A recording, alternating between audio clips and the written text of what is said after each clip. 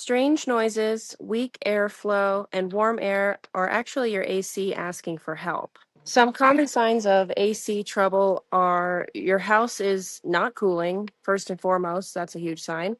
Another sign is, for example, you might actually see ice form on your copper lines. It's going to start at your evaporator coil and then it'll slowly creep towards your outside condenser. And if you see ice all the way outside on your condenser, that means every single inch of your line and your evaporator coil is frozen through. It's definitely not supposed to do that. That's a sign that you're going to need a repair. You should shut it off right away, let it melt. Definitely treat these as a signal for you to get a repair and do not wait. Schedule an AC inspection with Jump HVAC.